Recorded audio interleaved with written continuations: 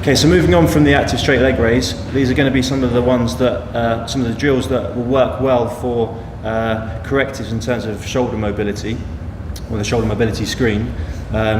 First one we're going to do, and these are probably ones that you've maybe tried before, but as always, the setup and the quality of the movement is important. So setup wise for this, we're going to do a rib roll.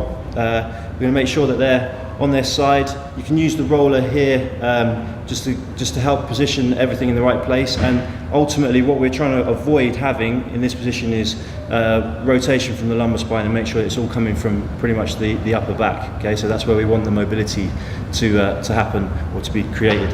So with the rib roll, he's just going to lie on his side, hold the rib cage underneath him with his top arm, and then just time a nice exhale as he rolls this sort of shoulder towards the ground. So just timing that exhale, trying to keep everything else in place, see where the end range is, and then he can come back to the start position. And with the other arm here, you can actually try and have a bit of a reach that way, so we can get a bit more rotation through that upper back. So his bottom arm can reach, and he can roll with his ribs with that exhale. And just see if we can get a bit more range on each rep, okay, as he's doing that.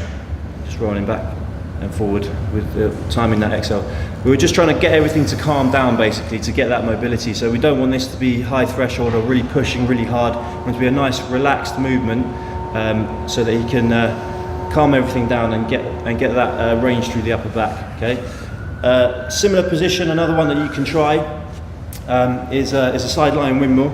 And this time we're obviously going to get a bit more range through the shoulder joint as he goes overhead. Okay, so he's going to just run his hand over the top of his head, trying to keep as close to the ground as he can, just timing that exhale as he goes over, and then back around. So this position here is quite important when you get to this stage. We don't want people hanging out on the front of their shoulder here. We want to make sure that they've got a nice shoulder position here, and that range is coming from the upper back, not just from the shoulder sort of popping forward. Okay, and then he can go back and just reach again forward, and then just going over the top. Again, we want to make sure that you've got a nice neutral, if not slightly flexed lower back as he's going over the top, and getting a nice exhale so that movement's nice and relaxed as he's doing it. So again, it doesn't need to be high threshold. We want it to be relaxed.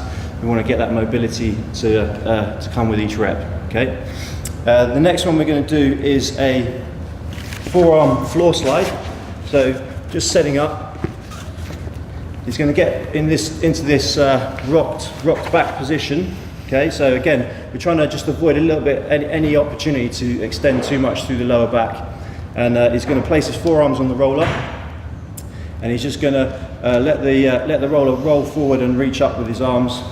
Okay, so he's getting good reaching sort of shoulder mechanics there, getting good serratus activation there, and timing that exhale as he reaches as well. And then he can just roll it back and just go for a few reps like that. You can obviously do this on the wall standing as well, but this position kind of just prevents people from going into that lumbar extension as they go overhead. So it just kind of locks things into place a little bit better, and you get that nice sort of range through the upper back and through the shoulder girdle. So that's some ones that you can try to help get your sort of ones and asymmetries up to speed in your screens. And just remember, these things are always going to be good as part of movement prep. They only stop being corrective exercises once you've corrected them, but you can keep, once you've got them to that score that you want them to be, but then you can keep them in there as sort of movement maintenance for as long as you like, and for as long as you feel is necessary.